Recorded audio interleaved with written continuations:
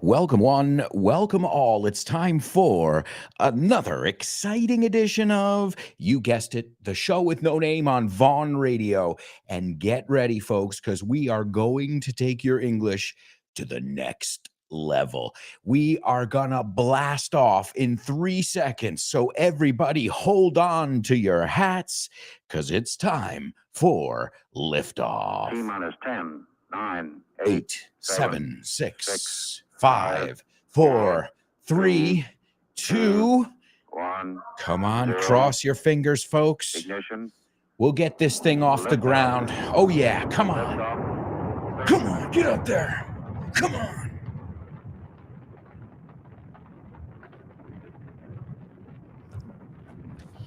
Get ready. Hold on to your hats. Strap on your seatbelt. Fasten your seatbelts. Hold on to your hats. Get ready for the ride of your life. The show with no name time. On Vaughn Radio. The show with no name.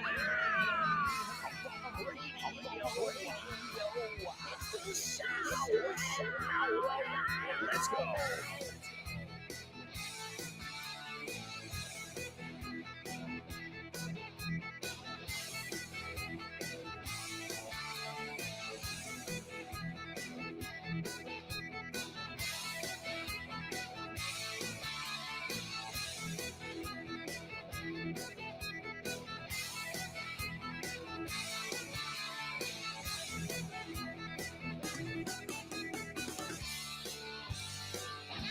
That's right, folks. We are off the ground and airborne, and we are going on an exciting English journey full of exploration. Yeah, I mean, you could call yourself English students, but doesn't it sound a lot better to be English explorers?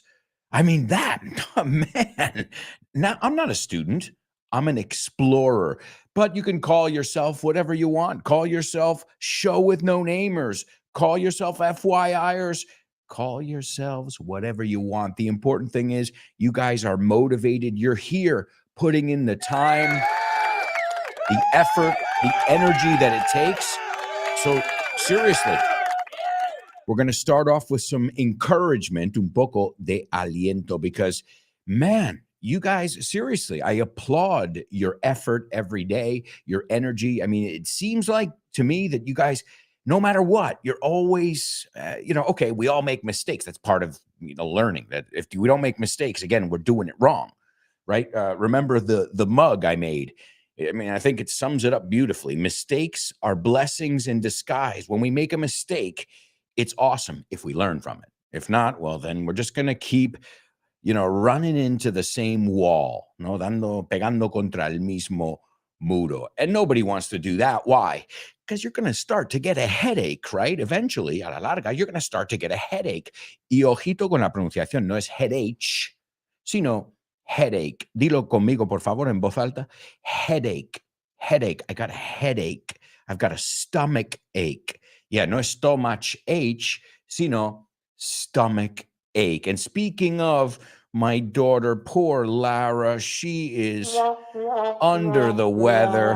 No, pobrecita. She's been sick for a few days. And, no, honestly, she's not crying. She hasn't complained at all. Poor thing, pobrecita, my little baby. You guys know, if you're parents, when your kid is sick, you're sick too. Like, you're not, you don't feel great until they feel better. So she's running a fever now. She's on medication. She went to the doctor yesterday, and she's on antibiotics and blah, blah, blah. But it doesn't make it any easier. So I'm a little bit distracted today because my little baby's not feeling good. So you might see me a little bit, just kind of paying attention today, what's going on. But I will obviously be here 110% as always. But hey, I can't help it. It's that concerned daddy in me, no? Ese papi preocupado por su hija. So, folks, welcome aboard. We've got an awesome show for you today. And you know what's right around the corner? our Vaughn Radio Trivia Night. And yesterday I had lunch with the man himself, Richard Vaughn, and he verbally confirmed, last time it was via message, that he will be attending the Trivia Night on November 2nd. That's this coming Wednesday, November 2nd at 8:30 p.m. at Roll Madrid. Are you going to be there too? Do you want to have fun? Do you want to practice your English? Do you want to be challenged? Do you want to meet your Vaughn Radio teachers?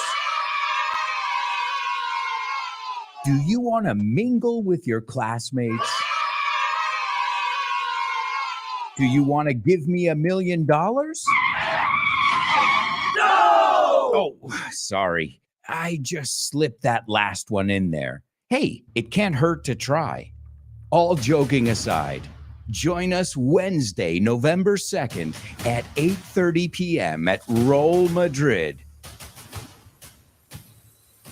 If you want to have fun, practice your English, be challenged, meet your favorite Vaughn Radio teachers, mingle with your classmates, and yeah, if you want to give me $1 million, that's okay too. Vaughn Radio Trivia Nights, hosted by yours truly, un servidor. See you on Wednesday, November 2nd at 8:30 p.m. Let's do this. That's right, folks. Let's do this. We'll see you there. It's free. You can show up. I would get there around 8 p.m. just because, we want to start putting together the teams. Because if everybody gets there at 8:30, then we don't start until 9, which is okay. But, I like to be organized. Let me explain something. No matter how long I've lived in Spain, I've still got that punctuality of a Guidi. I like to be there, not early, like sometimes extremely early. And the person, my mom's the other. I mean, she's okay. I like to get there 10 minutes early, 15, whatever it is.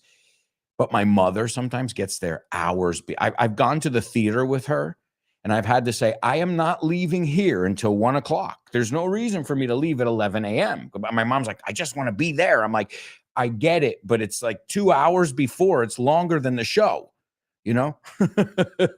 So as with everything, there's always a middle ground. And sometimes it's hard to find that middle ground, right? We spend our lives trying to find that middle ground. But I'm not here to get philosophical.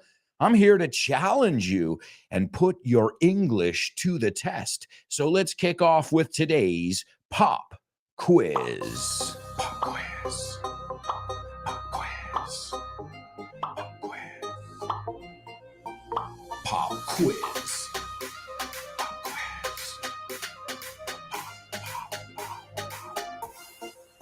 Pop quiz. Yeah.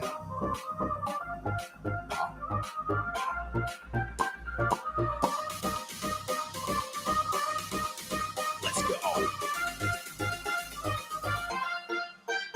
Pop quiz. Pop quiz. Pop quiz. Pop quiz.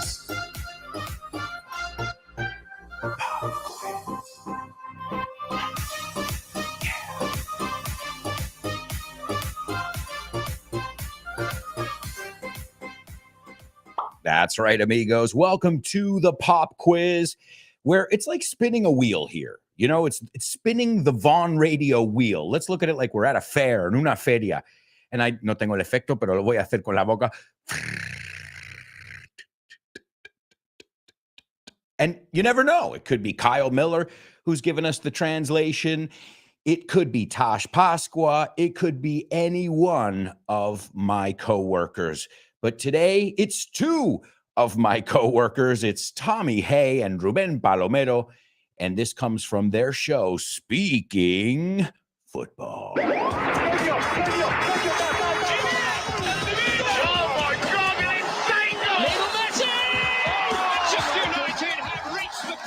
Captain has done it! A fantastic save! Unbelievable! The stuff dreams are made of! football. That's right, folks. Speaking football, it's on every Friday on Vaughn Radio. Don't miss it. If you can't tune in on Fridays, no problem. You can listen to it wherever you get podcasts. But it's Tommy Hay from Scotland. Really great guy. Very knowledgeable about football, obviously about English as well. And Ruben, too. Two guys with a passion for football, or as we call it, soccer. And many of you know that I'm good friends with Ruben and Tommy. I just met, a few years ago, a couple of years ago, and we've already hit it off. Hemos hecho buenas migas, to hit it off. This is a really good expression if you're not familiar with it. Oh, and another way to make sure you review these expressions, these homophones, these puns, these false friends, is by following us on social media. I know myself, I post a video a day.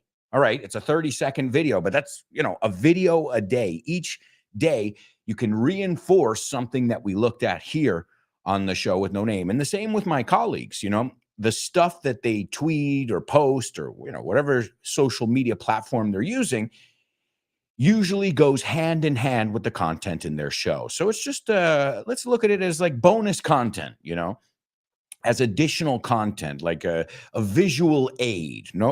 Una ayuda visual a lo que estás oyendo. And also, as I said, to reinforce certain ideas. Okay, so Speaking Football is the name of the show. The book is Speak Football. This is a book by Ruben Palomero and Fernando Torres, the one and only Fernando Torres. And I know some of you already have the book. If not, pick it up. You'll learn more than just soccer stuff. Remember, soccer's a business, so they don't only talk about, 11 guys on the field. No. They also talk about how you deal with a press conference, uncomfortable questions, a loss. No, como pierdes y respondes que no parezca que estás, joder. These kind of things, these little nuances that go with any sport, because any sport, really, what is sport? It's a business, just like everything else. All right, so my amigos, I'm going to give you a word today, and I want to see if you guys know how to use this word. Okay, now they give us the word operarse. This is from the show Speaking Football, and I'm going to give you the example here. They said, Kanté, who is a soccer player, I sang, Kanté, will miss the World Cup after, so operarse o someterse a una operación. Think like that. It's a tricky structure in English. That's why I'm going to give you free reign, como decimos. I'm going to give you free reign to use it in whatever context you want. Porque, why? Everybody knows somebody que se ha operado o que le han operado o que se ha sometido a a procedure. Te estoy diciendo otras formas de decirlo. All right? So that's all you have to do. You have to use it. You can use a football, or you can use, cuando tenías 2 años, te tuviste que operar de tal. Hey, why not? As I said, personalize it. Make it your own. I know me. I've gone under the knife. Casi lo digo. La otra. To go under the knife es otra forma de decirlo, un poco menos suave. Ir debajo del cuchillo. I've gone under the knife twice. So I can speak from experience, sadly. All right, let's go on over to our chat room over here. We've got some really cool students checking in with us. Let's see what our students have to say. All right, we've got Anna. Anna says, it's the final countdown. Hi, everyone. Hello, Anna. How you doing? The final, because of the countdown. Gotcha. Nice. Great to see you, Anna. There's Monse. And Monse says, sup. Oh, nice one. Eso es muy, muy neoyorquino. Sup. What's up? You guys ready for the spookiest weekend of the year? Oh, great vocabulary. I'm not going to give you a totally native just because I've got some music on in the background. But you deserve it, okay? No es por no merecerlo. Monse, great. We're off to a great start here. We got Vero saying, good morning, beautiful people. Good morning, Vero. How's it hanging? We've got Jay Plante saying, good morning, everyone. Let's go. with the show with no name. Awesome. Hola, hola, Caracola says, how's it hanging, guys? ¿Cómo va la cosa, mariposa? What's up, Caracola? Hope you're doing well. Monse says, poor Lara. Get well soon. Oh, we're doing what we can. The good thing is, there's nothing like some cuddles, some snuggles from mommy and daddy to make you feel better, no? Unos mimos. Let's see. We've got Jay Lima. Jay Lima. He says, show with no name is the best English experience. Can you dig it? Otro totally native por ahí. Can you dig it? Eso es, lo entiendes, lo captas, te mola. It can mean all those things. Totally native. Para los, ya sabéis. You know who you are. That's great. Vero says, send Lil Lara our best wishes. Get well soon. We all love you, sweetie. Thank you so much for the love. Nihan says, I hope she gets better as soon as possible. My daughter is under the weather too, so we're in the same boat. Well, you know what? Totally native for you, buddy. Oh, yeah. And I hope your daughter gets well soon. Let's see. Leonardo says, AA, you encourage us to put all our grit. Buena palabra. Todo nuestro empeño, nuestro esfuerzo, our grit, in order to grit our highway to English learning. Okay, el segundo grit ahí, a lo mejor es una expresión. I'm not too familiar with it. But great, encourage, grit, totally natives. Leonardo also says, although I'm not single, I'm ready to mingle. Oh boy, excellent. Wow, so many totally natives flying around. To mingle es mezclar. You can hear it in the ad. I said, do you want to mingle with your Vaughn radio presenters, right? To mingle. So great one. Y la frase es, I'm single and ready to mingle.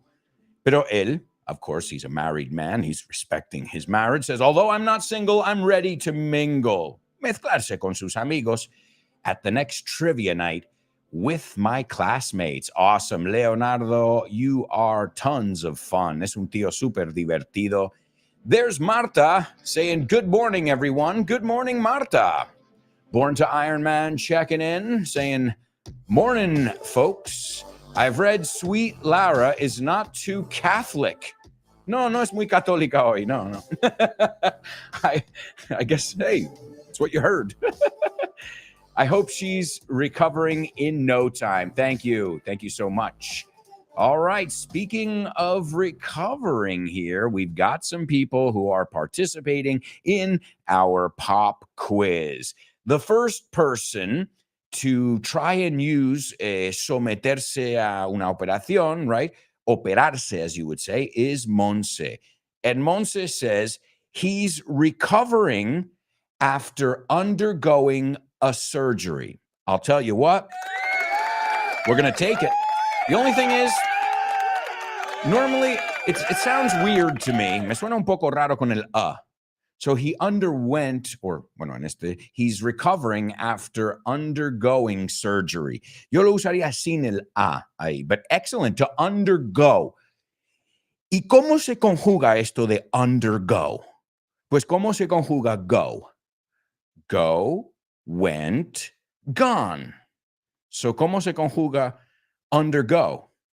Undergo, underwent, and undergone. I love that. When words are inside of other words, usually a little trick in these verbs is that they conjugate the same way, like come, came, come, become, became, become. Let's see some other examples here. Germán says, if I underwent surgery, that'd mean, eso diría, I have money, which is not true. Well, I know here in Spain, my surgery didn't cost anything. I mean, okay, it did. Somebody paid the bill. I guess my taxes, mis impuestos. But I didn't really, the thing is, in my case, German, I didn't have a choice. If I wanted to walk again, I had to. It was an urgent, I was rushed to the hospital in an ambulance, as many of you know. In case you guys don't know, I was hit by a car 4 or 5 years ago. And you should have seen the car. Born to Iron Man says, I went under the knife. Great. the one I used before, to go under the knife after having suffered from a giant detached retina. Oh my God. You say retina, we say retina. Retina. No parece ni la misma palabra, ¿no? Just 2 years ago, but now I'm rocking as ever. Well, I'm glad to hear that. Born to Iron Man. It's great. That's the thing. Sometimes we need surgery. It's not everybody's favorite thing. Even with me, when I had I had metal plates and screws, tuercas, in my leg. And then the doctor initially said, well, we're gonna leave them in there because it's so important for it to heal correctly, because there are ligaments, the type of injury I had in my knee, by the way, my tibial plateau. I didn't even know it existed. Okay, meseta tibial. I was like, yo no hablo este idioma, when they were telling me what's wrong. But the worst part was after the X-ray, la radiografía, and the CAT scan, TAC. You say TAC, we say CAT scan, this magnetic resonance stuff. The doctors basically looked at me and said, "Oh man, you are fucked." And I was like, "Really? Like, can't you? Isn't there like a nicer way to say that?" I was like, "That's not a good reaction. I don't like your face right now." And I guess they're just doing their job. But for a minute there, I was just like, you should give me some hope, right? Is there, you're looking at me like I'm done with life or something. So, some people have had major surgery. Major surgery es una intervención bastante grave, right? Like maybe an open heart surgery or something. And some people have had minor surgery to take out your tonsils. Siempre se me olvida esta palabra. Tonsils, T-O-N. Talking a little bit about the body here today. Amygdalas. So, that's a surgery that's pretty common. As I said, there are different kinds of surgery. My uncle, Nick, my mother's brother, is a cardiologist. So he's retired now.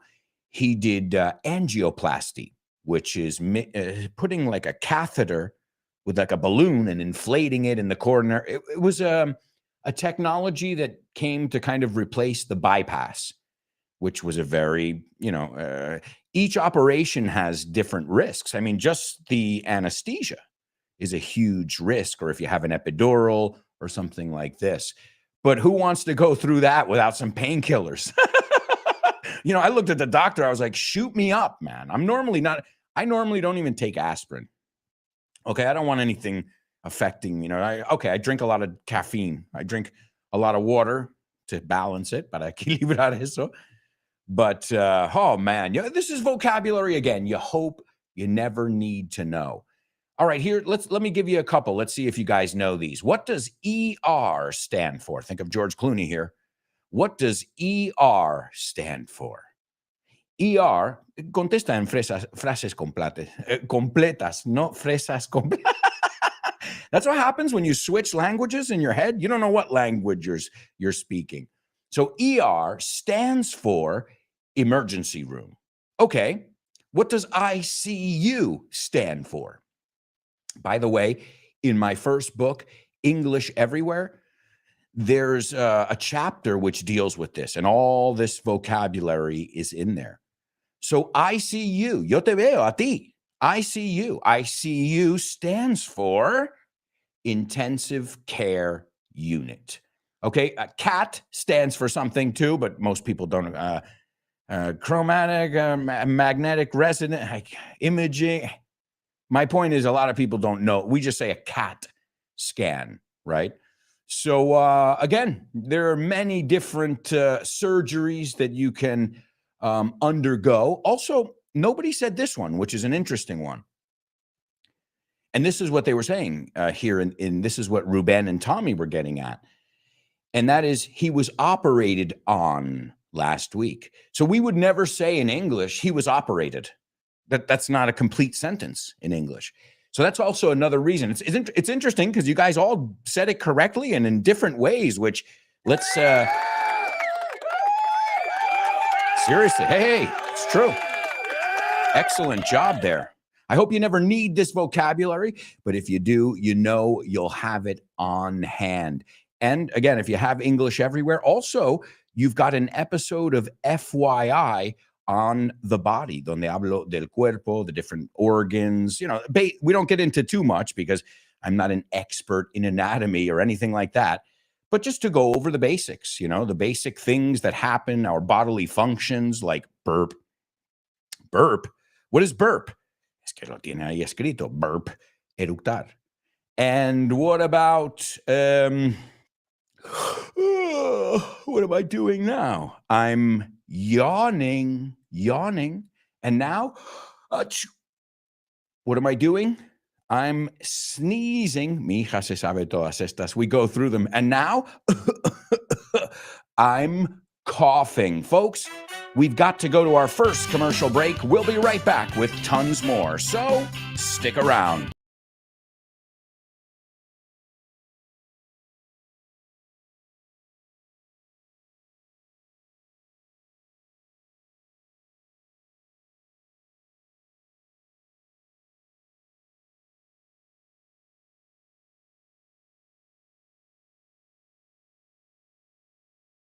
And action.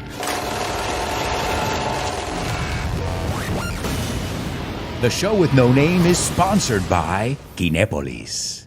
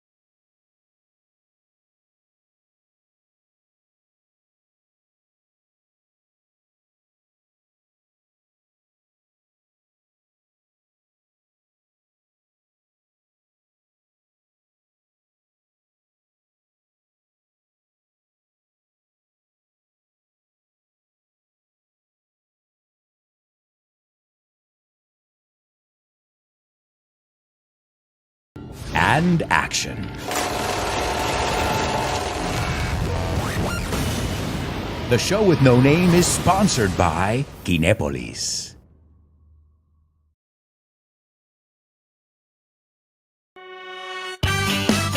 Welcome back. Welcome back, amigos. It's time for the second part. Jeez. Oh, my God. The second part of today's show with no name. Wow, we really flew through the first part. Awesome. Come on in, folks. Come on in. We've got so much to do here on the show with no name. Join us live or join us afterwards wherever you listen to podcasts. And speaking of afterwards, right after this show, you've got one of our newest, in fact, not one of our newest show, and it's called Let's Get Random with Jules. And I think you'll all agree she is a wonderful addition to the team. She's really doing a magical job. I have to put that, you know me, I got to put in the magical a couple times in the show at least. All right, well, we have so much to do, so let's get right back into it with today's Say What? Say what? What?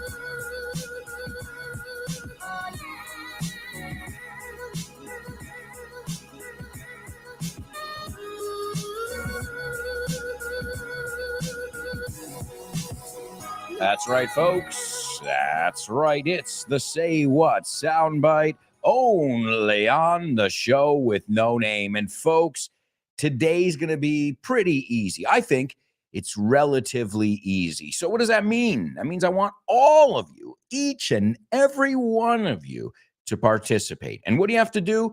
Real simple. You need to listen to this 4 times, maybe 3 for some of you, and write down every word you hear. I want this word for word.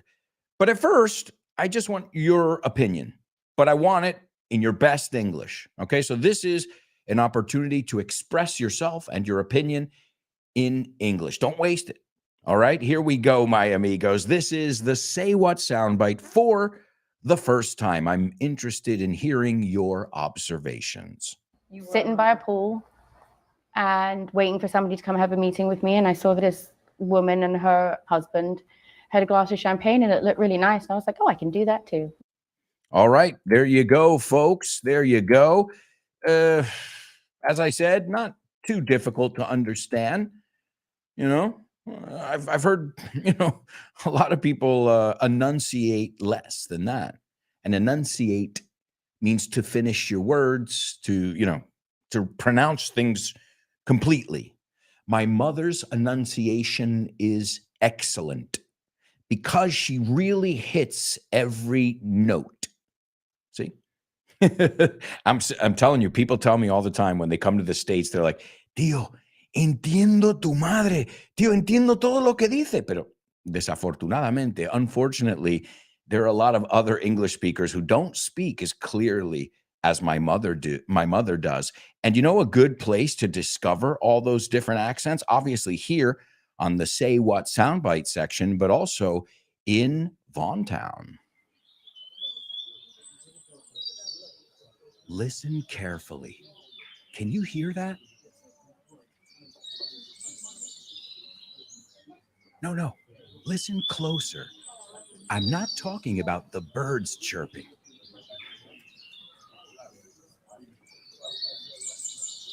I'm talking about everybody speaking English and feeling comfortable.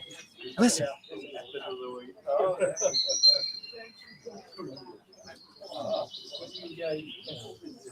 This is what it's like at Vaughntown, a peaceful place where you can really learn English and lose your inhibitions. There's a reason it's one of our star programs. Vaughntown, lose your fear of speaking English. If you want more information about this immersive experience, go to grupovaughn.com or give us a call, 911-385831. Lose your fear of speaking English and express yourself with clarity at Vaughntown. There you go, folks. You got all the info there. Plus, I just bought you some time. All right, let's listen to the Say What soundbite for the second time. Sitting by a pool and waiting for somebody to come have a meeting with me, and I saw that this woman and her husband had a glass of champagne and it looked really nice, and I was like, oh, I can do that too. And there you go. That's the second listen. You're going to hear it another 2 times, but right now I just want to hear what you heard in your own words. All right, you can tell us in the comments here in our virtual classroom, or you can just write it down. I mean, if you're saying, oh, es que no doy, don't worry. You can write it down on a piece of paper. No pressure at all. The idea is to get better and better at each section. You think Born to Iron Man was always awesome at the spelling bee? Oh, he showed a lot of promise, but he's gotten better and better. And I'm using him as an example and spelling bee as an example because it's coming up next. But in all the sections, the important thing is, okay, one day you're like, oh, no pillo nada. In other days, everything just clicks. It happens in our own language. We have days where like, nada me va bien hoy. And other days where you're like, wow, I'm walking on sunshine. And that's life. And the sooner, we can take that and say, okay, well, this is one of those days, and that's one of those days, and that's cool. You have, as long as you don't have too many of the bad days altogether, that's when it's time to get some help right? When you're like, oh man, I just no arranco, I can't, that's a different story. But my point is life is ups and downs, altibajos, just like the learning process or like anything else. It's applicable to anything. All right, my amigos. So there we go. That was the second listen. I've got a bunch of people starting to participate here. The first person to take a stab at it is Monse, and let's see what Monse has to say. Monse says, I heard a nice woman. Yeah, you know what, Monse? That's a good observation, because I thought too, I go, wow, what a nice voice. She sounds kind, bondadosa. It's true. I don't know if it's true, but the voice says that. So I got that too. Yo eso también, Monse. I heard a nice woman complimenting another woman and how fancy she looked, que guapa o elegante iba, by the pool with a glass of champagne. Well, some of that information is spot on, but I don't know about fancy. Okay, well, you're on the right track, Monse. Excellent job. Let's give her a nice round of applause. Hola, hola, caracola. Said, I could hear an American woman. She is recalling that one day, while sitting by a pool, waiting to have a meeting, mejor que for having, waiting to have a meeting, esperando para tener una reunión, she saw a happy couple drinking bubbly. Oh, ojo. Bubbly es champán. No, makes sense. Drinking bubbly, and she would like to do that too. Great job. Hola, hola, caracola. Spot on. Jay Lima says, a girl sat down, se sentó, muy bien la conjugación ahí, Jay. A girl sat down around a pool, went for a beverage, fue a por una bebida, and she realized she could have more drinks than she expected. Yes, you got great job, guys. I am getting a lot of good information from you guys here. Wonderful job. All right. Well, if nobody else is going to participate, we're going to move right on to today's Spelling Bee. Spelling Bee. Spelling Bee. Spelling Bee. Spelling Bee. Spelling Bee.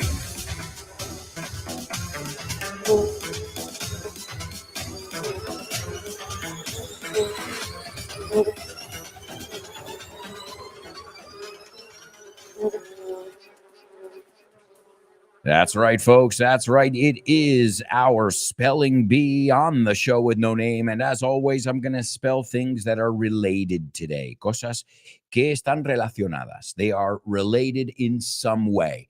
And what do I want you to do? I want you to tell me what these 6 things are and obviously what they have in common. I can tell you this right now. The first 2 are all capital letters.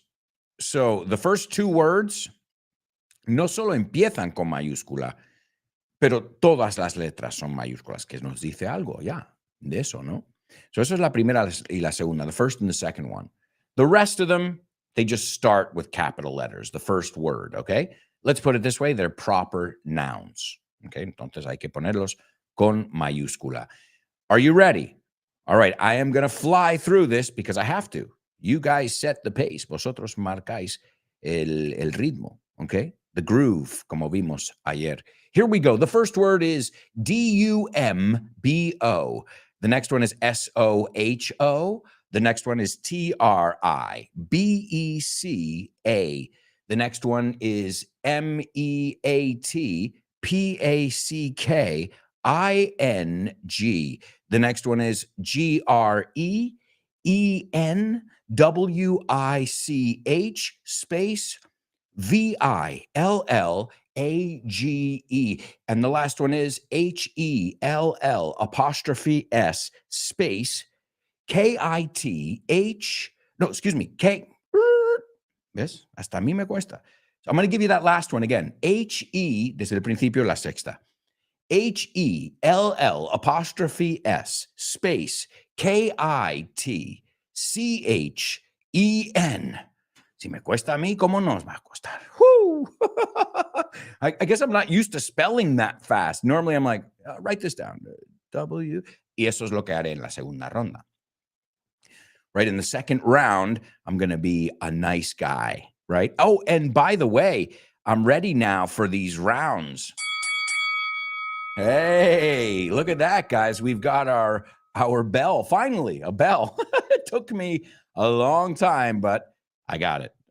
Let's take a look over here and see what we've got. Born to Iron Man is the first one to participate here. And as I take a look, Born to Iron Man, it looks, oh my God, folks. Not only was he fast as hell, but spot on, clavado. Also, Marta, wow, give it up for our spelling bee champions today. Excellent job. Wow. I mean, I couldn't even get out the words. So you guys, I guess you could say you spell faster than I do. I don't know about better, but faster. All right. Well, that was wonderful, guys. I mean, if you can do that, if you can do the speed thing and the accuracy, I mean, that's how you know you're really grabbing the this English by its proverbial horns, right? Like, I got this, man. Excellent. And that's all you should be looking for. Don't compete with Born to Iron Man. It's impossible. At least in the spelling bee. Compete with yourself. You are your competition. You from yesterday. That's your competition. And if you can keep doing better than that guy or that gal who was here yesterday, well, then we're all doing what we call evolving, evolucionando, right? It's not evolutioning, it's evolving. El verbo is to evolve. But evolution es el sustantivo. All right, let's go into the second round of today's spelling bee. Oh, I love it. Now I've got my bell and everything. The first word is DUMBO. The second word is SOHO. The next one is TRIBECA. The next one is MEATPACKING.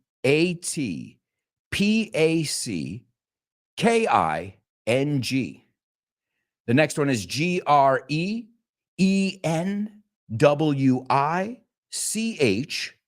space VILLAGE.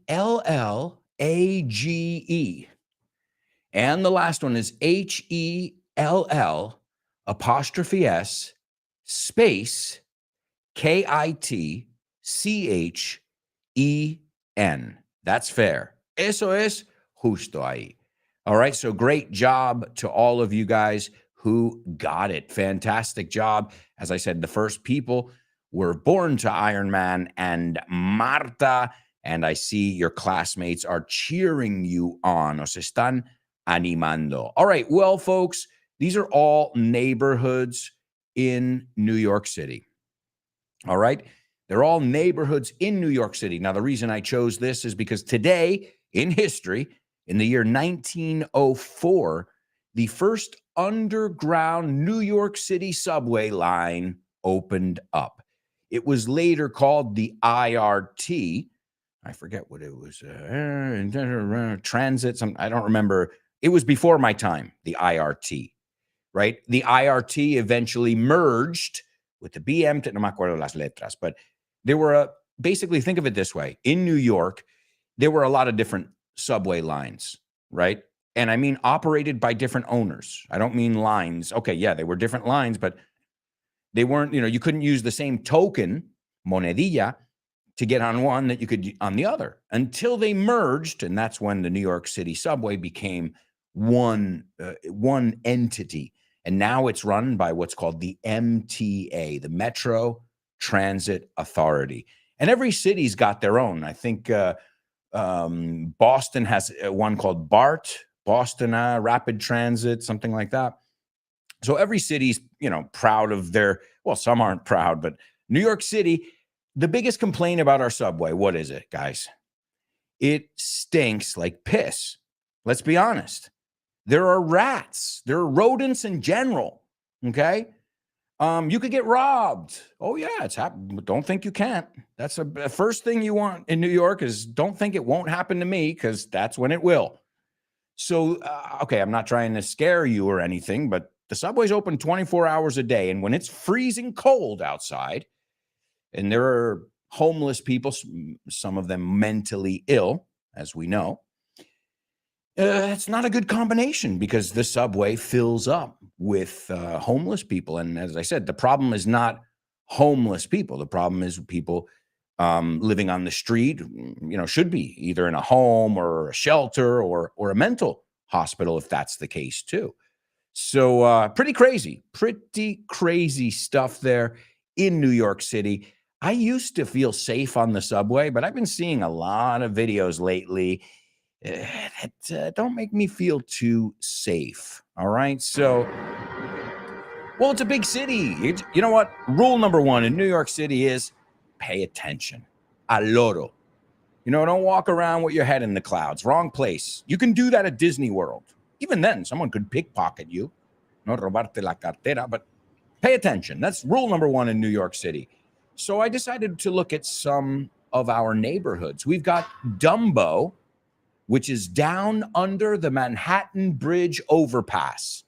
Yeah. What does Dumbo stand for? Dumbo stands for down under the Manhattan Bridge overpass. The second one is Soho. You've all heard of Soho. Have you heard of NoHo? Well, Soho is south of Houston Street. NoHo is north of Houston Street. ¿Y por qué no es Houston? Porque es un nombre de una persona. So Houston is the city in Texas. Houston is the name of the street in New York City, aunque se escriba igual. Me recuerda a otra. The street in Beverly Hills is called Rodeo Drive. But if you go to see cowboys, you're going to a rodeo. Same word, different pronunciation, right? So the next one, now so far they've all made sense. Dumbo, down under the Manhattan Bridge overpass. Hola. ¿Dónde está? Pues down under the, okay, pues lo llamamos Dumbo. Perfect. And Soho is south of Houston Street. And Tribeca? Tribeca, it's a mix of three words. It's the triangle, T-R-I, triangle, below, debajo de, Canal. Canal es una calle, Canal Street. Very important streets where Chinatown is, right? Very, it's a major, it leads right to the Brooklyn Bridge. So it's a major fairway in New York City. I'm sure many of you are even familiar with it. Broadway, obviously everybody knows Broadway, 7th Avenue, 5th Avenue, right? But in the end, man, the city, there's so much to see. And all of those neighborhoods aren't too far from each other. Like you could actually go to all of these neighborhoods in one day and just walk around. The next one is the Meatpacking District.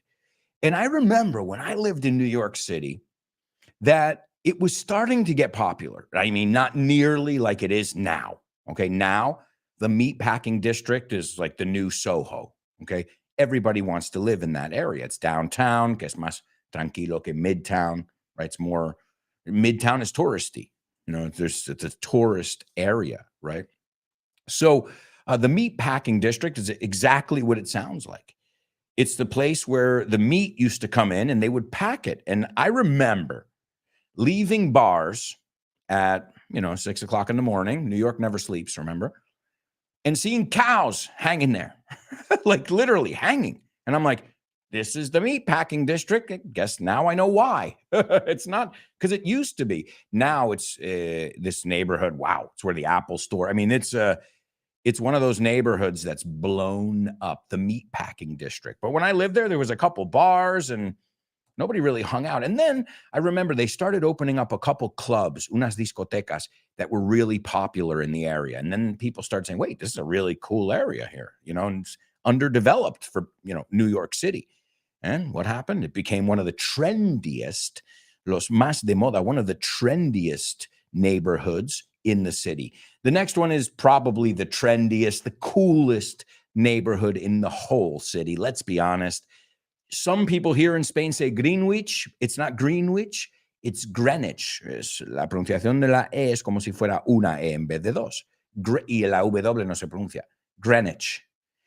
Y no es village. ¿Cómo se pronuncia esa palabra? Village. Greenwich Village. Dices, ¿qué? ¿Sabes cómo te quitas esa tontería de Greenwich de en medio? Si tú estás en New York City en contexto, you say the village, todo el mundo sabe lo que dices. And you can break it up. You got the East Village and the West Village. Todo es lógico en Nueva York. You got the Upper East Side, the Upper West Side. You've got Uptown, Midtown, and Downtown. You can't get a more logical city than New York City, at least the way it was set up, the naming of everything. And remember, what was it called before New York? New Amsterdam. The Dutch were in there. And Dutch are usually pragmatic, engineer-minded people. Well, they had to save their country from the sea. Think about that. The Netherlands would be underwater if they didn't figure out how to use all the irrigation, and set up the windmills. So these people, they're inventive, if you will. And New York still has that spirit to this day. All right, the next one it's weird because when you hear this one, you think, oh my God, it's so dangerous. But really, it's one of the most expensive neighborhoods in New York City. But the name, if you just judge it by its name, Hell's Kitchen. I mean, it sounds like a reality show. In fact, it is a reality show, one of these cooking shows. But Hell's Kitchen, I mean, if you're looking at Manhattan, what's the center of Manhattan? Times Square, Midtown, right? The center. Well, it's just right off to the, and when we go and we stay in the city, we like to stay in Hell's Kitchen because you're kind of right by everything, but you're just a block or two away from Times Square, which is just, I mean, it's a crazy place. Some people are looking for that.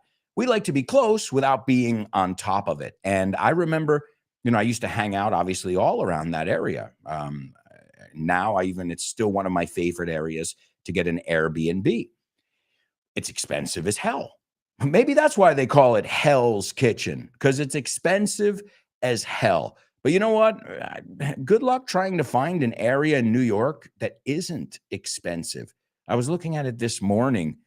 The price, not for myself, I'm preparing an episode of FYI, and I was looking at the real estate prices. And the average apartment on the Upper East Side, which is traducción, old money, right? The Upper East Side. I think it said 1.7 million. That's like the average, you know what I mean? So that's an apartment. We're not talking about these mansions or these penthouses, right? And I assume that won't have a view of Central Park. So like you want a view of Central Park, double it now, right? You want the subway right at your door, double it. So all of that stuff in the United States in general, what do you want? That's our question is always, we're service-based country. We serve, the service industry is very big. And what do you want? But then always remember there's that tag at the end. Ask, and how much is it going to cost me? Because, you can park right next to Legoland, right next to the door, but it's an additional 30 euros on top of the 30 euros, dollars, not euros. But and I'm like, oh yeah. So yeah, it's the land of convenience, but be ready to pay for that convenience. That's one of my tips I always give people going to New York or the United States in general. We've got luxury and all that stuff, but nothing is free. Folks, we've got to go, I can't believe it, to our second commercial break. Wow. We've got so much to do when we come back. We've got homophones, movies, Double Trouble, Name That Lyric, famous birthdays, and so much more. So, if I were you guys, I wouldn't even think of going anywhere. Stick around.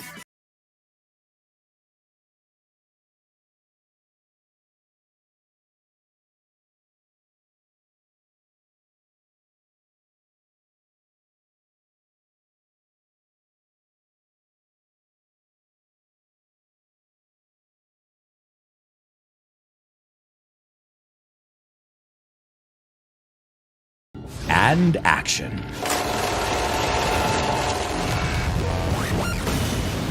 The show with no name is sponsored by Kinepolis.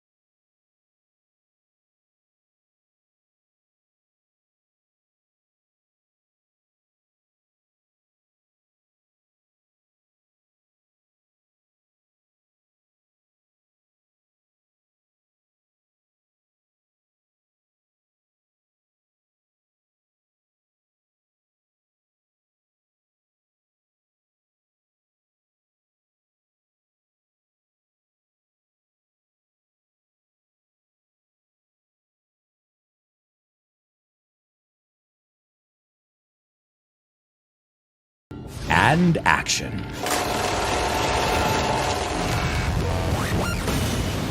The show with no name is sponsored by Kinepolis.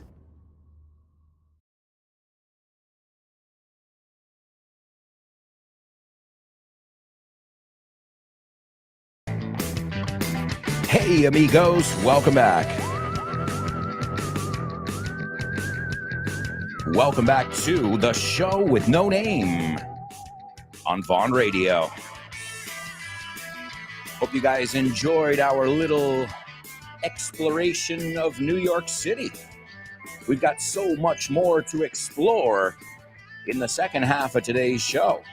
So hold on to your hats, folks. And remember, right after today's show, you've got Jules and Let's Get Random. And you've got amazing shows all afternoon here on Vaughn Radio. So remember, download our free app and you'll never miss a program. And remember, I suggest you listen to all of us. Why? Because we all have different outlooks. We all have different accents. So you can learn something from each and every one of us. And that's, going back to New York City, that's what makes it such a multicultural place. You can learn just by walking down the street, just by taking a look around. There's so much stimuli, right? Stimuli es el plural de stimulus. Es Latin, I think. Si no me equivoco. Anytime it ends with an I like that, I think it comes from Latin. Correct me if I'm wrong. All right, but folks, we're going to take a look at some tricky words right now in homophones. Homophones on the show with no name. It's homophones time, cause homophones rhyme. They sound the same on the show with no name. The show with no name. Homophones on the show with no name. Cause homophones time, cause homophones rhyme. They sound the same on the show with no name. The show with no name. The show with no name. The show with no name.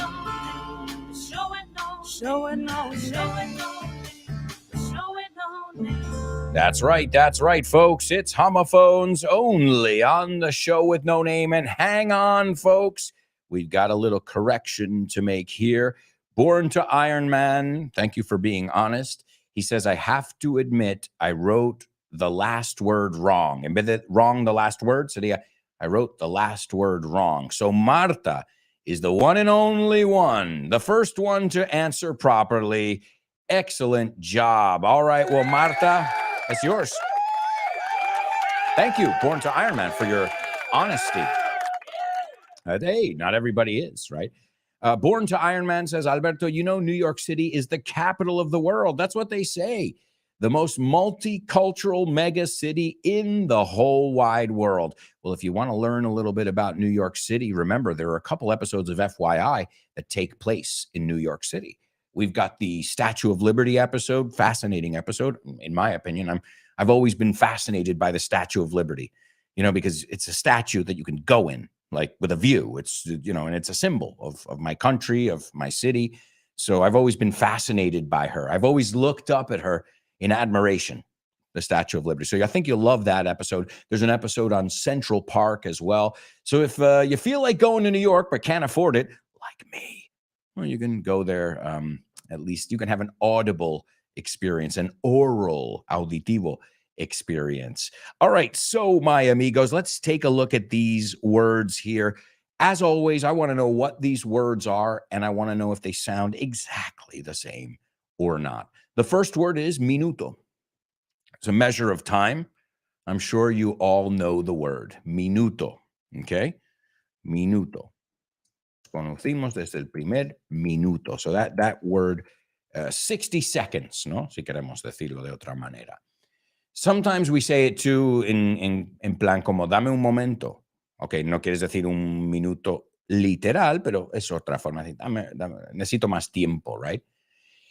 And then it's also the second word. So that's the first word. The second word here now is, a ver si lo pronuncio bien, son palabras mayores para mí en español. Ínfimo, ¿no? Porque va el acento ahí. Mínimo, right? Insignificante, mínimo, right? So si estamos hablando de like maybe a speck of dust. Es muy pequeño. De muy, muy, muy, muy, mínimo, mínimo pequeño.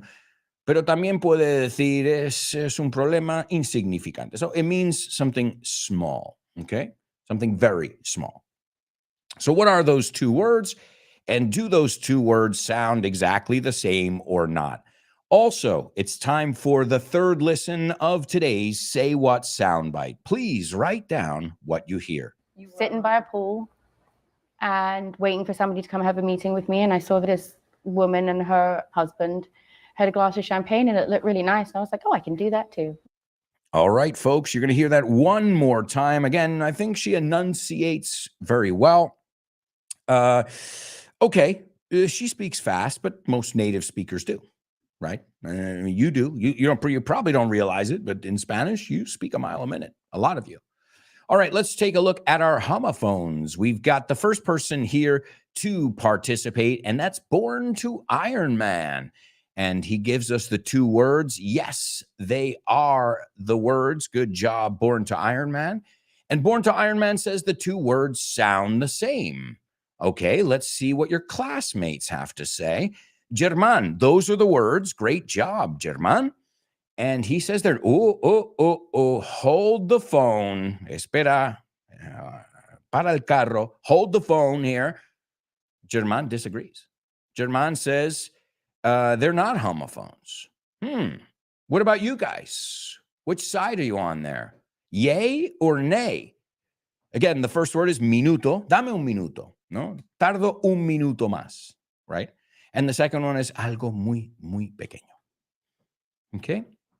And ladies and gentlemen, in the meantime, I think we owe somebody, debemos a alguien, a round of applause, and that's Monse. That's right. Monse got today's Say What soundbite. Excellent job, Monse. Yeah. All right. Anybody else? Maria Jose. Let's see. Maria Jose says the words are and correct, Maria Jose. And they are homophones. Okay, so right now, Born to Iron Man and Maria Jose say they are homophones, that they sound exactly the same. And Germán's saying, I don't think so. Va a ser que no. All right, well, as always, you know how this works. We're going to say the words, and then you tell me. The first word you've heard a million times in just a minute. Ahí lo tienes, minute. No es minute, minute, minute. Fíjate cómo está escrito y cómo suena de verdad. Minute. Give me a minute. Okay? Another way of saying give me a moment, you can say as well, right? A minute. There are 60 seconds in a minute. So a second is more minute than a minute. Acabo de usar la otra palabra.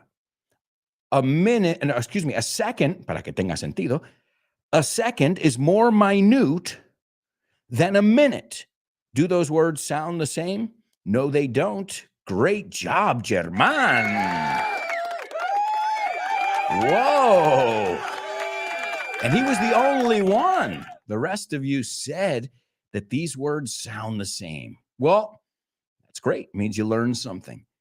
So the first word, again, I don't think anybody was too worried about that one. You're like, claro, esa la he oído mil veces, right? It's one of the first words you learn. Minutes, hour, seconds, when you're telling time.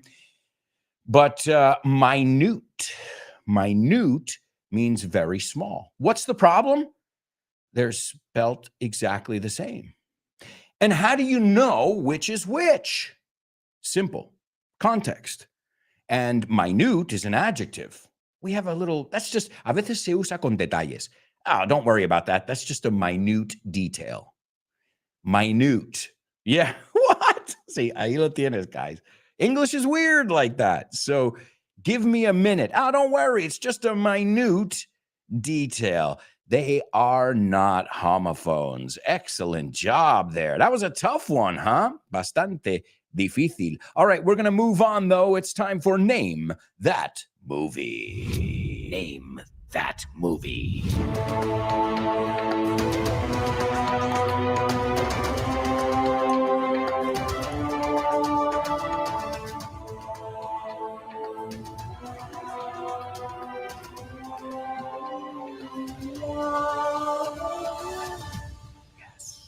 That's right, amigos. It's Name That Movie only on the Show with No Name. And just a quick reminder, the Show with No Name is sponsored by Kinepolis. If you haven't been to see a movie at Kinepolis, you are missing out. As I said, even before they started sponsoring us, I've been attending their theaters. I love their theaters.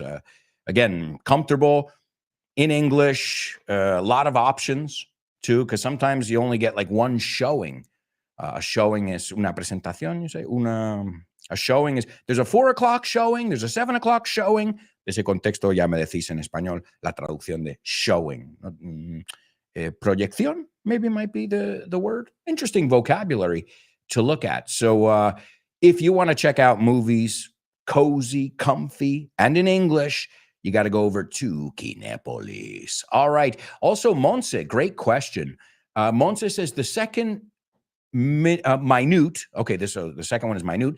The second minute is the same as in meeting minutes? No. Great question. So, yeah, okay, we're going to go over the minutes of the last meeting. Eso es minutos como 1, 2, 3, como tiempo. So, esa sí que es minutes. Pero el momento que dices pequeño, no muy importante, it's minute.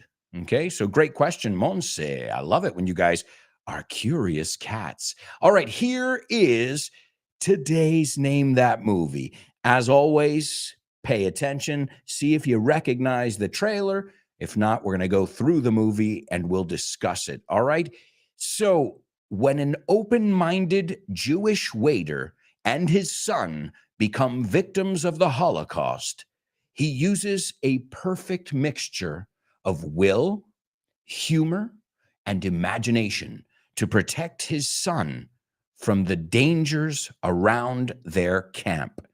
And I imagine he's talking about concentration camps, right? From the context, right? Born to Iron Man, showing equals proyección o pase. También, sí, he oído pase también. Excellent, see? Learning just by talking about going to the movies. We didn't even get into the section and we're already learning. So an open-minded Jewish waiter, un camarero judío de mente abierta, and his son become victims. No es victim, it's victim. He's a victim. O sea, no es im. So say it with me, guys. Cuando miramos algo así de pronunciación, hay que decirlo en voz alta, ¿sí no? Right? I can say it a million times. De hecho, sé hacer el víctima también, right? I know how to play the victim too. I don't like it. I don't think it's a fun role to play, right? But we don't say victim, we say victim. So his son become victims of the Holocaust. Holocausto, no sé cómo se pronuncia en español. In English, it's hala, como si la segunda O fuera una A, Holocaust. And he uses a perfect mixture. Fijaos en la pronunciación ahí también, mixture, no es mixture, mezcla, of will, voluntad, humor, la U es como you, humor and imagination to protect his son from the dangers around their camp. All right, so I think many of you recognize the premise here. It's a very well-known movie. And ladies and gentlemen, we have got a winner. Please give it up for Jay Lima. The movie is Life is Beautiful. That's right. La vita è bella. Is that what it's called in Italian? I don't know. In English, we call it Life is Beautiful. Great job, Jay Lima and Born to Iron Man. This is a movie, as you know, that came out 1997. And I remember the movie's excellent. If you haven't seen it, it's definitely a beautiful movie. But even better than the movie was Roberto Benigni's performance at the Academy Awards when he won. Do you guys remember that? That was like one of the standout momentos más destacados, no, de ese Oscar from that Academy Awards. And remember, he got the Academy Award for Best Foreign Film. And when they said his name, he stood up, se puso de pie, stood. He stood up in his chair and he leaped. To leap is saltar, brincar, across several rows of chairs. Like, I'm sure many of you remember this. If not, check it out, because you want to see true excitement. ¿Quieres ver como emoción verdadera, real? Watch this guy. I mean, I'm happy now, right? As we speak. But that happiness, oh my God. And people loved it. And in fact, it was funny because the following year, since it was one of those standout moments, Billy Crystal, who I think hosted it 7,499 times, well, he was reading presenting the best actress in a leading role with Roberto Benigni. And he came up behind him with like a butterfly net, no, una red de mariposas, to try and like keep him under control, to try and restrain him.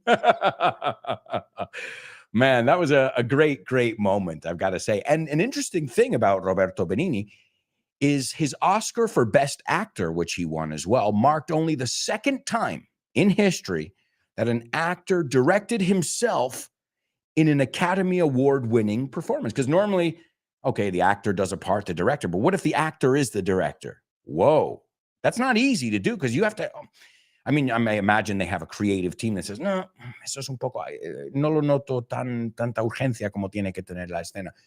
You know, you'll have creative types on screen, but it's got to be difficult because you got to, as a director, you need perspective. And how do you get perspective on yourself? But he did it. And the only other person to do it before that was Sir Laurence Olivier, when he directed himself in Hamlet in the year 1948. So let's take a look at the scene here. As I said, I think most of you are familiar with the movie. It's an Academy Award-winning movie, Academy Award-winning performance, and it's a beautiful, beautiful movie about life, you know? And Giossi says, and he's, aquí pone el texto, slowly reading signage. And signage es una forma de decir las señales, right? You can say signs or signage. So he's slowly reading signage on a confectionery shop front, a candy shop, la tienda de chuches. And it says, no Jews, he's reading it, he says, no Jews or dogs allowed. No se permiten los judíos ni los perros, right? And then it, in the stage direction, it says, turning to Guido. Guido's his name. And to turn to is, no, dirigirte a alguien, no, girar hacia ellos. Turning to Guido. And he says, why aren't Jews or dogs allowed to go in? Porque no pueden entrar judíos y perros. He goes, Guido says, they just don't want Jews or dogs to go in. Solo es que no quieren que entren judíos o perros, right? Everybody does what they want to, Joshua. Todo el mundo hace lo que le da la gana, Joshua. And then he points at a store ahead. Señala una tienda más adelante. He points at a store ahead and he says, there's a hardware store there. I'm going to try and do my Italian accent here without butchering it, right?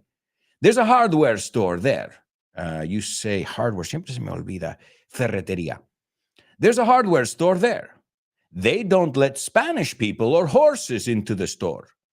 O sea, diciendo que ahí prohíben a españoles y caballos. So no es that, no, what he's trying to show the kid, this is nothing against Jewish people, and it's not comparing them to dogs. He's saying, hey, this guy doesn't like Spanish people and horses. The other one, so he's trying to minimize what's happening and trying to shield es un escudo. So el verbo shield es proteger. He's trying to shield his son from the horrors of war and concentration camps. And I can't even begin to imagine, right? And then he points at another store, señala otra tienda. And he goes, further ahead, further. ¿Por qué no farther? Debería ser farther, ¿sabes? Pero yo creo que no distinguimos aquí. ¿Por qué? Técnicamente farther, con A, farther, pronúncialo conmigo, porque es raro esa TH, ¿no? Farther. Farther es para distancia, and further es más cuando hablamos figuratively. Oh, further down the road, in the future, further in the future. Ahora, otra vez, nosotros no distinguimos. I think it's just a minute detail. Ahí lo tienes, minute, right? So he goes, further ahead, there's a drugstore. A drugstore is another way to say a pharmacy. They also call it a chemist's in British English, a chemist's. And he goes, yesterday, I was with a Chinese friend. Ayer estuve con un amigo chino. He goes, who had a kangaroo? Y tenía un canguro. And I said, may we? Podemos? May we? And they said, no, we don't want any Chinese or kangaroos here. They don't like them. What can I tell you? No les gustan los chinos ni los canguros en esa tienda. And then he says, we let everybody into our bookshop. Nosotros dejamos que todos entren en nuestra tienda de libros, ¿no? We let everybody into our bookshop. The kid's not stupid. He goes, why are they discriminating against animals and people, right? And then Guido goes, no, from now on, we'll write it too. Nosotros lo vamos a escribir también, nuestro propio letrero. And he goes, is there anybody you don't like? He asks him. ¿Hay alguien que no te guste? Que no te gusta? And the boy says, spiders. ¿Se dice Spider-Man o Spider-Man? Okay. ¿Se dice Buzz Lightyear o Buzz? Bueno, como esto es clase de inglés, es una película americana. So he says, spiders. What about you? ¿Y tú? No, what about you? Is ¿y tú? And then Guido, who is mock seriously. So mock es como fingiendo, to mock es burlarse, right? No es de verdad. It's mock seriously. He's like, I don't like Visigoths. Los Visigoths, like, really? Well, you're not going to find too many of them, right? It's like, I don't like Etruscans. Oh, well, you're all right, man.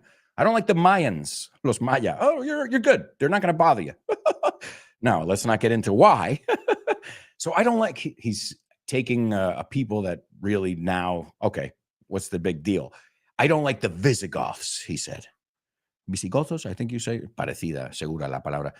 Starting tomorrow, we'll write, empezando mañana, escribiremos, no spiders and Visigoths allowed.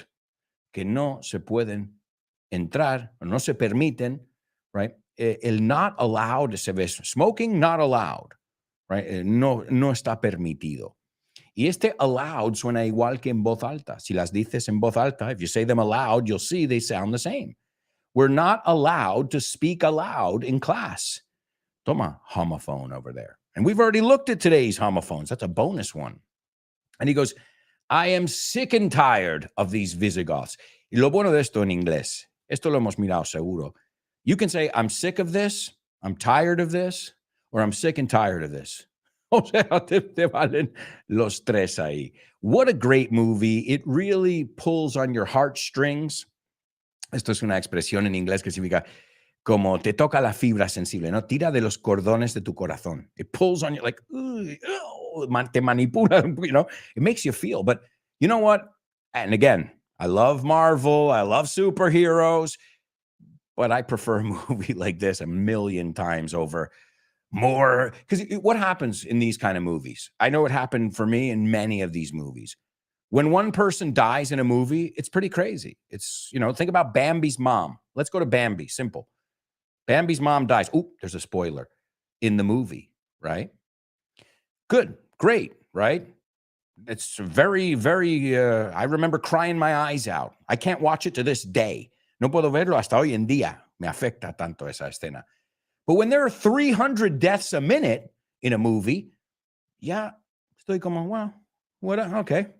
So it's like, you know, there's gunshots every 3 seconds. You're like, okay, well, now you've just taken death and not made it as important. It seems much more minute than it was. You've taken away importance from it. So that's, you know, one death, you know, with it, takes the whole movie. You're seeing the person go through it, but 10 deaths a second, you just start to become desensitized, I think, you know? So to pull your heart strings, not hard, heart como corazón, your heart strings, right? Or to strike a nerve, to strike a chord, son otras formas de decir, tocar la fibra sensible. It means affect you. It affects you. It's a movie. Those are the movies that affect me the most. Movies about humanity, movies about family, movies about, you know, love and companionship and friendship, right? Those are the ones I love. And this is, I guess everybody loved this movie. I don't know too many people who said that they didn't like this movie, you know? Roberto Benigni actually said about the title, el título, it's from a Trotsky quote, a Trotsky quote, una cita de Trotsky. And he was in exile in Mexico, in Mexico, right? He was in exile, like Napoleon on Elba, or where was he? I don't remember. You know, exile, in exilio, I think you say. And he was in exile in Mexico, and he knew he was going to be killed by Stalin's assassins, los asesinos de Stalin, de Joseph Stalin. Yeah, ese. And he saw his wife in the garden. When he saw his, I mean, he was about to die. He knew he was going to die. And he saw his wife in the garden, and he wrote that in spite of everything, a pesar de todo, life is beautiful. So even in a moment where you're facing death, you can find beauty if you're looking for it, even in your wife, in a flower, in something like that. So it's a great message there. It's a message of mind over matter. El poder de esto, del coco, de pensar las cosas son de otra manera, right? We can convince ourselves and other people of things. That's the power of our minds. But folks, we have to go to, I can't believe it, our final commercial break. Wow, time flies. We'll be right back, so stick around.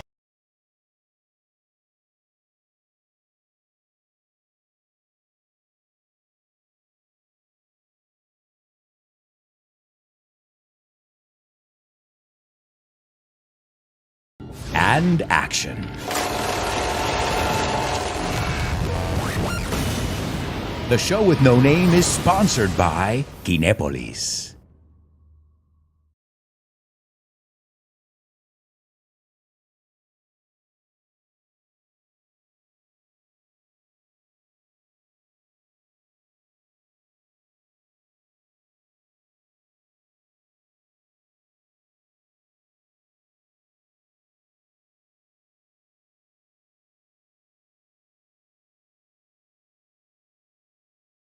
And action. The show with no name is sponsored by Kinepolis.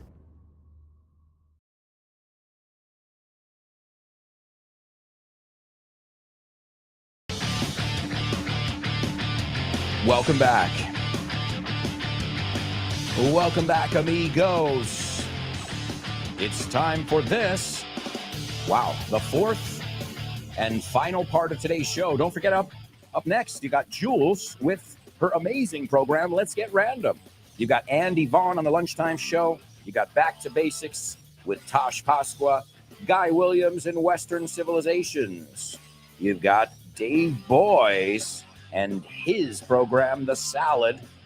And don't forget about Kyle Miller and Drive Time. And I'm just giving you a few of the shows here on Vaughn Radio. Remember, if you download the free app, you'll never miss a beat. No te pierdes ni un compás. No te pierdes ni una, as you say in Spanish. So are you guys ready for another challenge? All right, let's do this. It's Double Trouble. Double trouble, baby. Yeah, you know what time it is. Give it up. Double trouble. I said double trouble. Double trouble. I said double trouble. That's right, amigos. It's Double Trouble only on the show with no name. And let's see what we've got in store for you. Preparado para hoy. As always, this is a translation, but it's not your typical translation. Why? You have to use the same word twice, so it makes it a little trickier. Lo hace un poco más difícil. But we'll also learn a lot of different expressions and collocations in this section. So, my amigos, here it is. Good luck. Él estaba embobado de tantos puñetazos. Ya está. Él estaba embobado de tantos, sí, es masculino. Tantos puñetazos. He dudado ahí un segundo. I know, Spanish is difficult, guys. It's, believe me. Condujéramos, are you serious? Eso no es justo para, ¿no? Los que no hablamos español. It's a hard language to learn. You got a lot of verb tenses and a lot of different forms. It's difficult.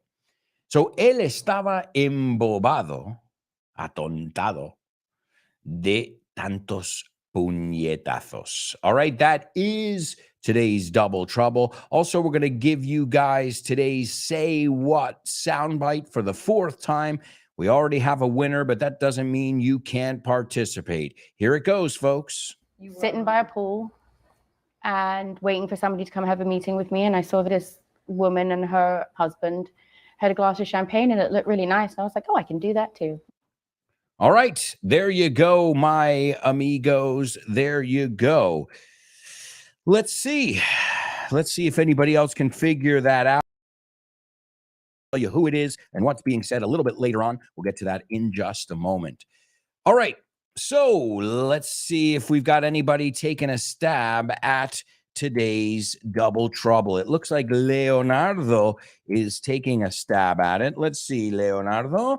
Leonardo says he was, ladies and gentlemen, please give it up for your classmate. He's been kicking ass, by the way, petándolo en esta sección. Well, in general, but you're claiming this section, buddy. Be careful, guys, because Leonardo has nailed it.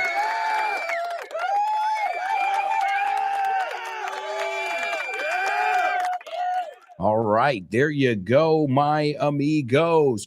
So let's take a look at it. Leonardo says he was punch drunk from so many punches.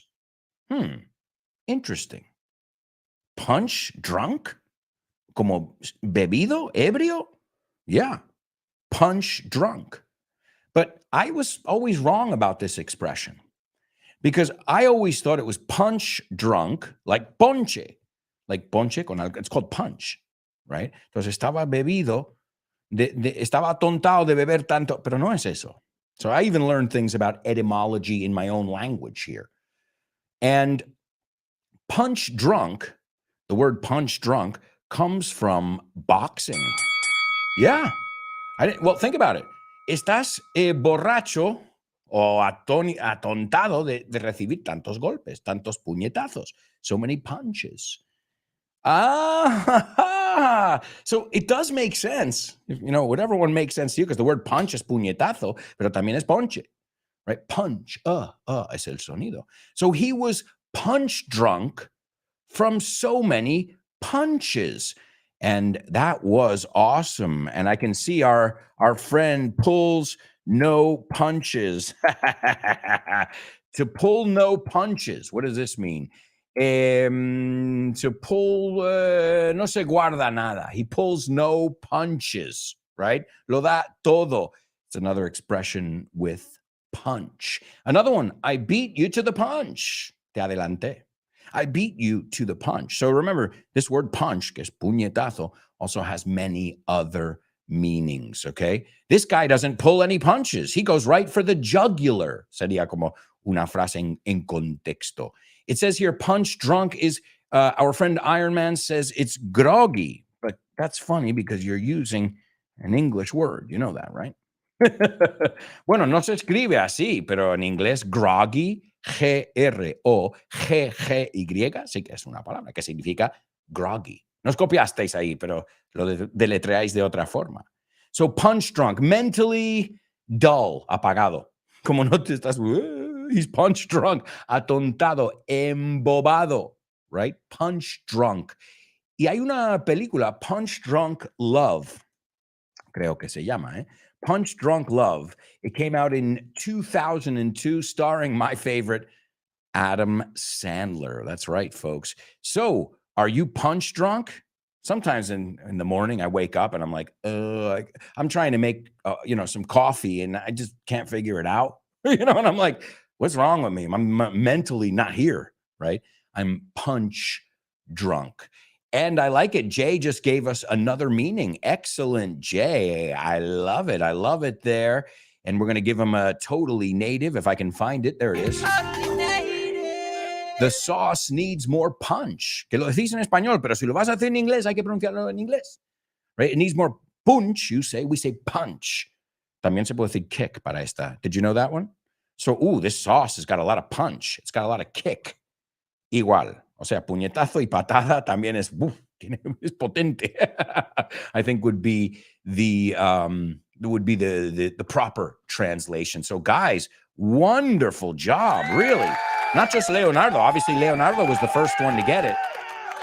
But then all of you, have put in your 2 cents, vuestros granos de arena. And I think that's awesome. So, guys, today's double trouble, I'll give it to you.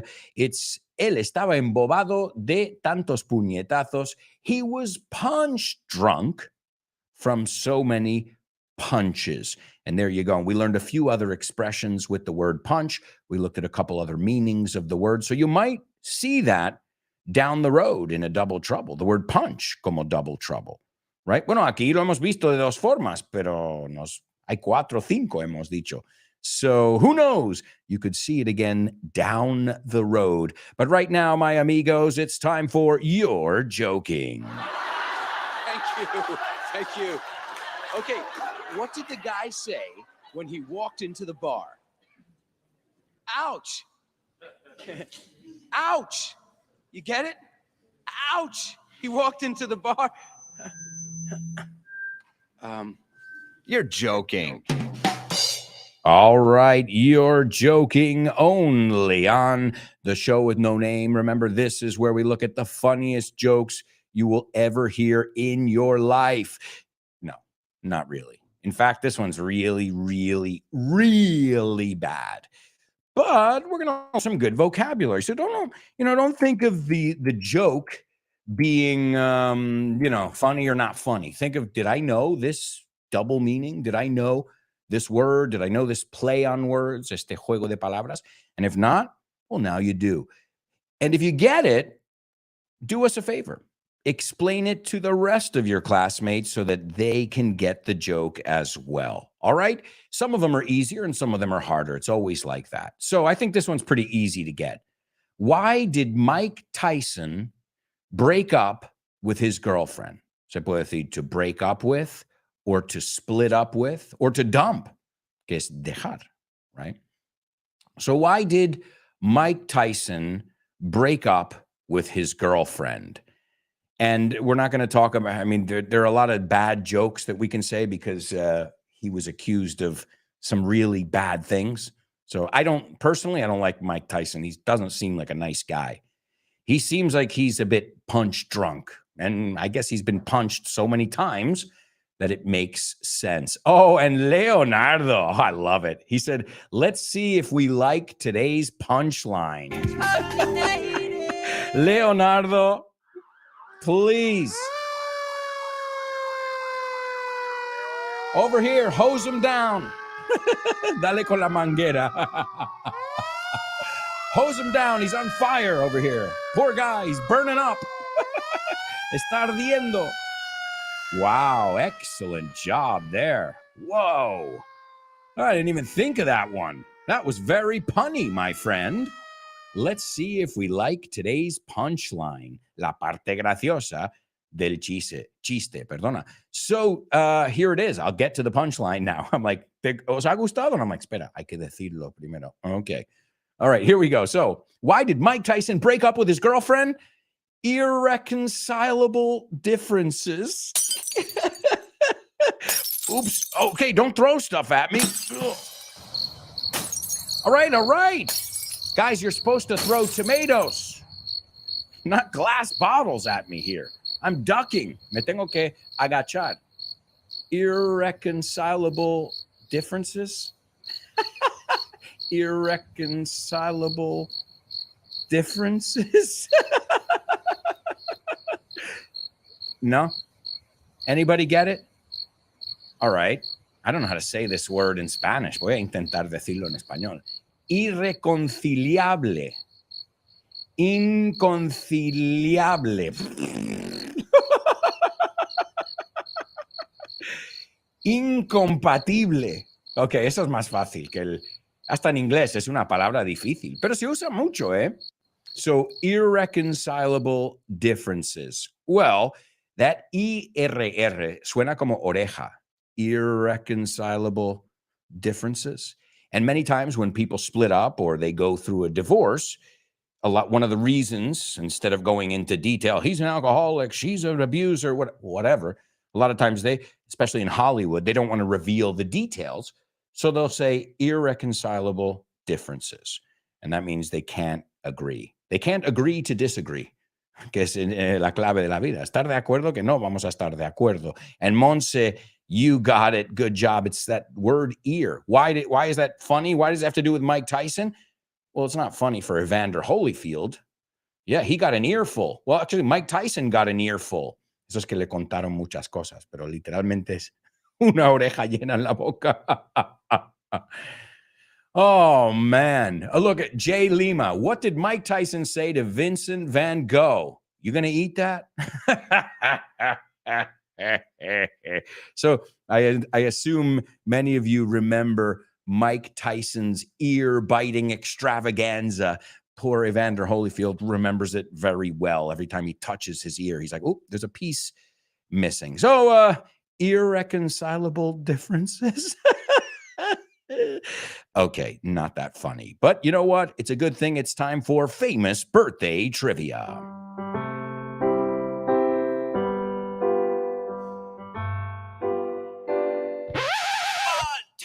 Famous birthdays for you. Famous birthdays. Famous birthdays for me. Famous birthdays. Famous birthdays for everyone on the show with no name. Oi, oi, oi. Birthdays for him. Famous birthdays for her. Famous birthdays for everyone on the show with no name. That's right, amigos. It's famous birthdays only on the show with no name. And I can't believe it. We've got about 10 minutes left and we've got a lot to do. So let's see who's celebrating a birthday today. Now, if you know me, then you know that I've been dropping clues all throughout the show. Por todo el programa, dejando pistas. The first person was born in 1952. So he's a year younger than my mother. I always compare people. I'm like, oh, my mother's okay, a year younger. What does he do? ¿A qué se dedica? Well, he's an actor, director, screenwriter. I already told you he's Italian. What would you have seen him in?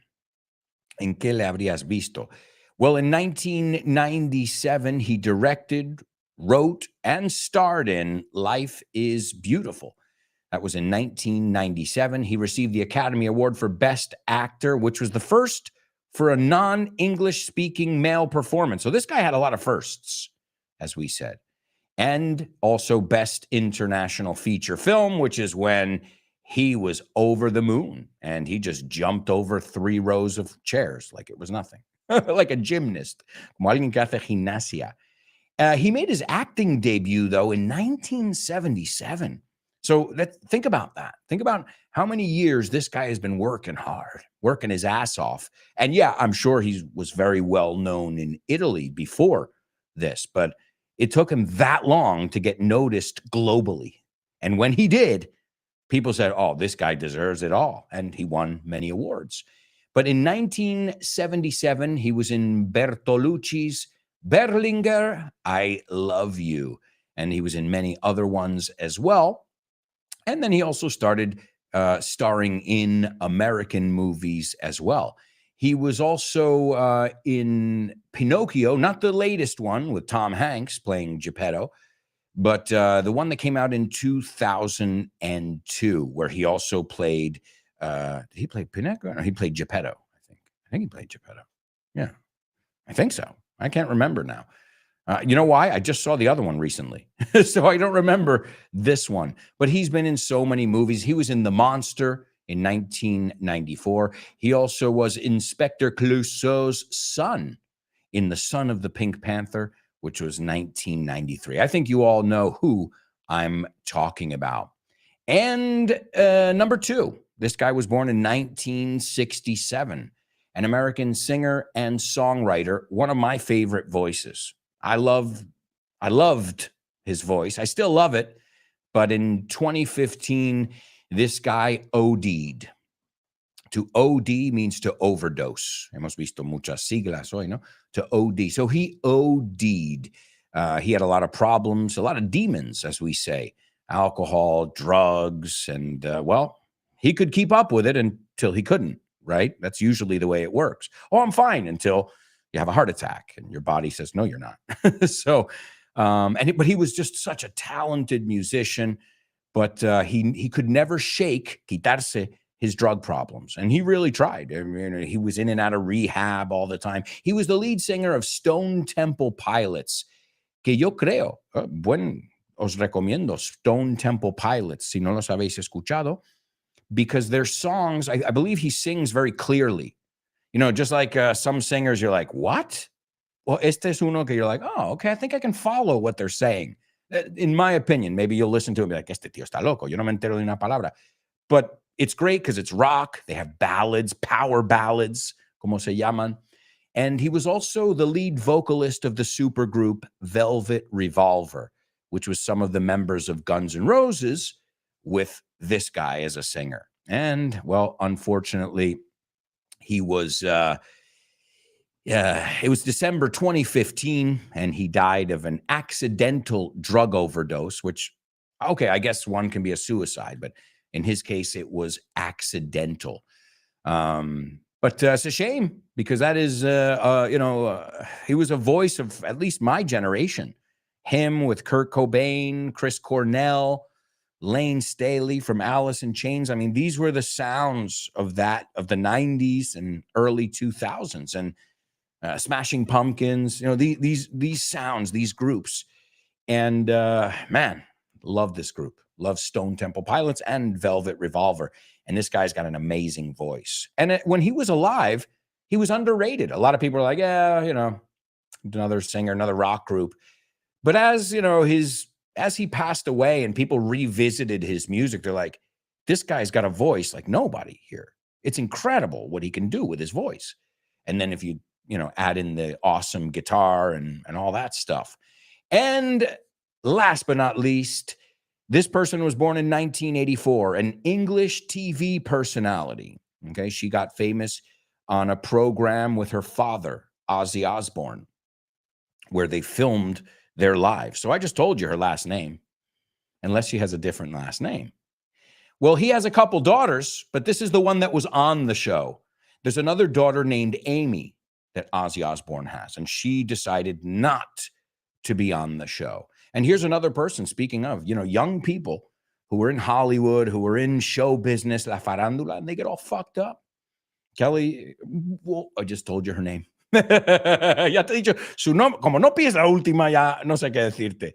But she's another person who has struggled, ha luchado contra estos demonios, these drugs, alcohol. She's been in and out of rehab. Well, like her father too, Ozzy Osbourne. Supposedly he's sober now, which he better be. I mean, he's like 90 years old now. Like you got to stop at a certain point in your life, man. Maybe even high school, college, those years you could experiment if you want, but then comes a time where, your body's not going to let you do that, right? So she's young, 1984. All right, well, number one is Roberto Benigni. Number two is Scott Weiland, o como lo llaman a secas, Weiland. Excellent singer. And last but not least, Kelly Osbourne, which was today's Say What soundbite, which is interesting because somebody said it's an American accent. And I think somebody else said a British one. And it's interesting because she's got a mix of the two because she grew up in England, but she also grew up in Beverly Hills, right? So it's interesting when she speaks English, you hear almost like a universal that she speaks very well. Okay, I might not like what she says. No soy fan de ella. I love her dad, by the way. He's funny. He's funny, and he's one of the greatest, heavy metal musicians ever. The Prince of Darkness, as he calls himself, Ozzy Osbourne. So this is Kelly Osbourne, his daughter, and she's talking about what we just said. She's talking about relapsing. Deja la droga y el alcohol, and then she relapses. And it all started just seeing somebody else drink. And she said, oh, that looks good. And she said one drink turned into two drinks. And there I was, drunk again every day. So she said, well, how did you relapse? Didn't you relapse? Le pregunta, the interviewer says, didn't you relapse? She goes, yeah, I was sitting by a pool, al lado de una piscina sentada, and waiting for somebody to come have a meeting with me, para que tuviera una reunión conmigo. Una persona estaba esperando. And I saw this woman and her husband, ¿no? Los dueños, me imagino, o gente que estaba en esa piscina, si era un hotel. And they had a glass of champagne, and it looked really nice. Vi su copa de champán y parecía muy bonito. And I was like, oh, I can do that too.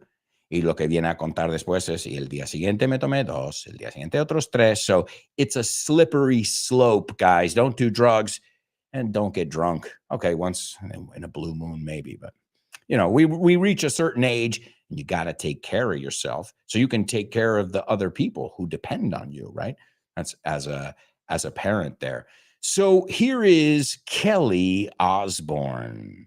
Sitting by a pool and waiting for somebody to come have a meeting with me. And I saw this woman and her husband had a glass of champagne, and it looked really nice. And I was like, oh, I can do that too. There you go, folks. And it's time for today's Name That Lyric.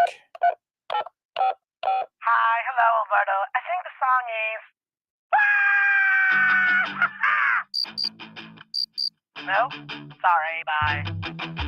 Name that lyric, name that lyric, name that lyric, name that lyric only on the show with no name, the show with no name, the show with no name. It's name that lyric only on the show with no name, the show with no name, the show with no name. It's name that lyric only on the show with no name.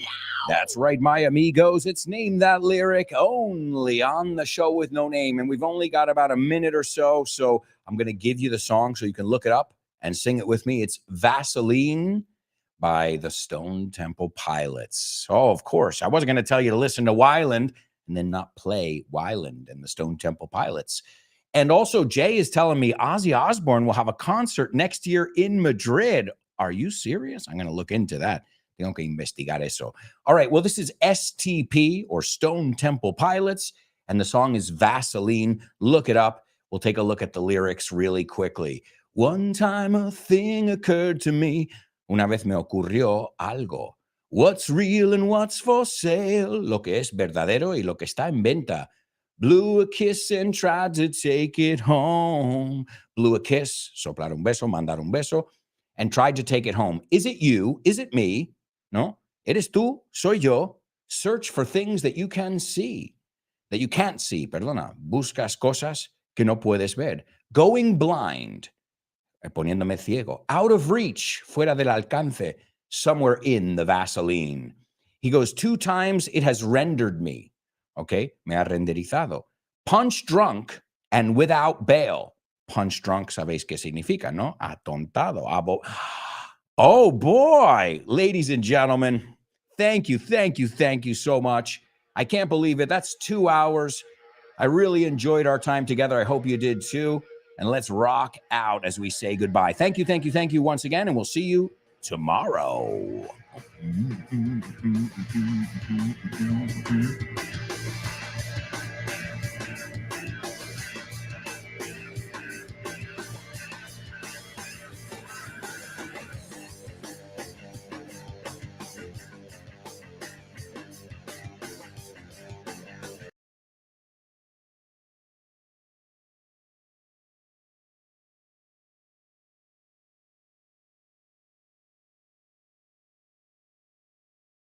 And action.